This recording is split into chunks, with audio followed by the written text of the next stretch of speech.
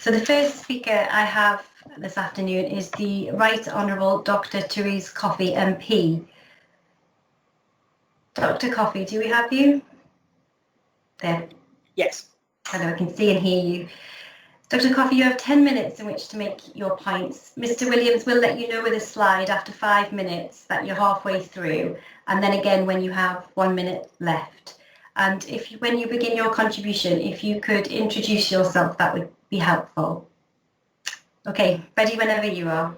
Thank you very much. I am Therese Coffey, Member of Parliament for Suffolk Coastal. I speak in relation to the 2 development consent order applications, as the onshore infrastructure required to facilitate them is for both wind farms, not just one, notably the cabling running westward from Thorpeness to connect to the new substations proposed at Friston. At the outset, I wish to reinforce my support for the principle of zero carbon and renewable electricity generation. I was Environment Minister when the government first made the commitment to have net zero carbon emissions by 2050, some of which will be by reduced reliance on fossil fuel generated electricity and the enhancement of nature-based measures. The UK already has much offshore wind capacity, and as was announced by the Prime Minister this week, more is planned right around the country by the end of this decade. Particularly in light of this, I strongly suggest that the Planning Inspectorate and the Secretary of State should be considering these 2 applications in light of the cumulative impact of future applications, several of which have already been granted a connection point in this geographic area. Not only is this justified by the recent announcement, but also that this is exactly what the government said they would do in their document, Industrial Strategy Offshore Sector Wind, published in March 2019, when they said in their plans to work with developers, they would address strategic deployment issues, including onshore and offshore transmission, cumulative environmental impacts, both in the marine and onshore areas. The government reinforced this in the same strategy plan on page 28, stating in reference to the programme for deployment of offshore wind for up to 2030, which it expects to be done in a sustainable and timely way, and to quote, in partnership with the government and in collaboration with the devolved administrations, regulators, developers, operators, statutory nature conservation bodies and non-governmental organisations, the programme's aim will be to increase the evidence base and understanding of offshore wind deployment, both in the marine area and where there are associated onshore impacts, to support sustainable and coordinated expansion of offshore wind. Turning now to the 2 applications, I have no specific objection to their offshore elements, though they will need to meet the appropriate environmental assessment requirements, which I appreciate have been strengthened under this government as we do more to protect the natural marine environment. There is understandably a great deal of irritation at decisions of developers to apply for wind farms with DC connections, then switch to AC connections, which leads to much greater demand for onshore infrastructure. The key issue then in both these applications is how best to connect these strategic offshore energy sites to the national grid. Throughout the consultation stages, I have suggested alternatives to Scottish Power Renewables, including the proposed nuclear brownfield site at Bradwell, which would have meant less onshore cabling and substations in a more appropriate location. SPR have chosen not to pursue that, which in my view would have made their applications acceptable, and are instead proposing a 32-metre wide cabling corridor across 9 kilometres of sensitive landscape with large substations on the edge of Friston village without adequate landscaping. The size and scale of the substations proposed at Friston will have a devastating impact on the local environment, including on local listed buildings which surround the substation site. Paragraph 151 of the National Planning Policy Framework states that plans for renewable energy should ensure that adverse impacts are addressed satisfactorily, including cumulative landscape and visual impacts. SPR's submission does not do that, especially when you consider all the other energy infrastructure which has been planned for this part of the Suffolk coast. This was the point made by the large number of people who attended my public meeting, which goes to show the strength of feeling locally. There is also a danger that the substation will need to be even bigger than planned.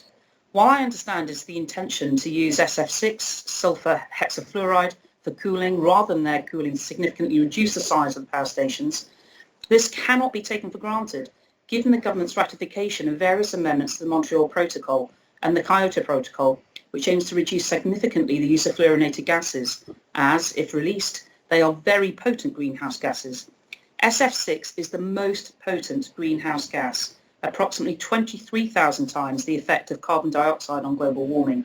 The alternative of using air-cooled infrastructure is much, much larger. Approximately 6 times the size of substation would be needed and would be a far worse outcome. When SPR first proposed Friston as a site for substations, while I do not think it an appropriate site, I was clear that at the very minimum, on the basis of planning conditions, if the Inspectorate was minded to recommend the DCO be granted, they should dig them into the ground to reduce the visual impact. This does not form part of their plans, and their proposed planting to screen the development is woefully inadequate, especially when you take into consideration the growth rates of their landscaping mitigation. If the Inspectorate is minded to approve this application and to recommend that to the Secretary of State, I strongly suggest that they apply such conditions such that the effective height of the building would be no more than a standard 3-storey house, and that more mature trees would be needed for mitigation. The answer on landscaping mitigation would not just be Leylandii conifers, but should be at least mixed hardwood and softwood, and would need to be in line with the UK forestry standard and the requirements of the environmental regulators. The proposed cabling does not comply with paragraph 151 of the NPPF either, as instead of facilitating a connection to the grid as close to shore as possible, the proposal for 9 kilometres of underground cabling will cause a significant impact on the landscape, including elements of the AONB and the removal of a section of protected woodland close to Aldringham Court, a Grade 2 listed building. I understand that the width of the cable route will be reduced to 16.1 metres at sensitive locations, but, despite that, will also cause the loss of a number of hedgerows interspersed by significant trees. This is in direct opposition to paragraph 170 of the NPPF, which calls for the protection and enhancement of valued landscapes. I'm also really concerned about the proximity of the cabling corridor to residential properties and have received correspondence from concerned constituents about the impact it will have locally. There are no details about how these works will be managed. There are also concerns about how the cabling comes on shore at Thorpeness and the impact of drilling on the stabilisation of the cliffs. I also have significant concerns about the economic aspect of these proposals and the impact it will have on our tourism industry. The disruption the onshore infrastructure will cause during the development phase and the lasting impact on the beauty of this part of Suffolk will have an impact on visitor numbers and the livelihoods of local residents. Apart from the initial construction, there were absolutely no local jobs associated with this onshore infrastructure in the medium to long term, even in the short term. My biggest concern, though, continues to be the extent of which the cumulative impact of other energy infrastructure projects are also being taken into account. This is a key point in terms of site selection and on which myself and other parliamentary colleagues are actively lobbying government ministers. Earlier this summer, the Energy Minister led him to announce an offshore transmission network review into how offshore energy firms bring their electricity back onshore to the national grid and how the planning system deals with that.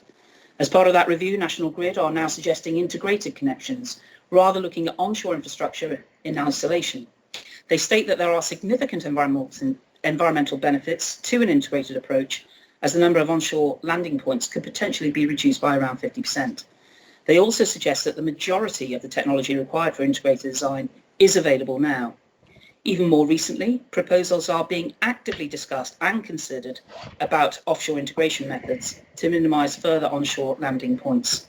While I'm conscious people in London may look to this area given our energy density, the very fact that we have a precious AONB in surrounding countryside should make it obvious that for future energy needs, where there isn't already an established sizable cluster in terms of energy generation, as may be considered to be the case with nuclear generation, that this area should not become the energy dumping ground for onshore infrastructure. I recognise that regulatory and legislative changes may need to be made to enact this, but I feel strongly that this new emerging policy framework should at least be considered. In fact, the review report states that some changes to achieve an integrated network can take place within the current regime. I want to recognise the efforts made by local councillors and local residents who have been meticulous and assiduous in making their case to me and to these planning applications. And I do encourage the Planning Inspectorate and ministers to fully consider their detailed representations made in the interest of the natural environment and why this application is not the correct way to achieve the overall outcome we want, and actually this could be done better. And in conclusion, the impact of this proposal on the countryside, vital habitats, heritage assets, the amenities of local residents and tourism means that I formally object to these DCO applications, and I urge the Planning Inspectorate not to recommend them to the Secretary of State, rather that they are refused. I want to thank the panel for the opportunity to have made my submission, and as I have, I'm conscious that others wish to speak and I need to attend to other parliamentary duties. Thank you.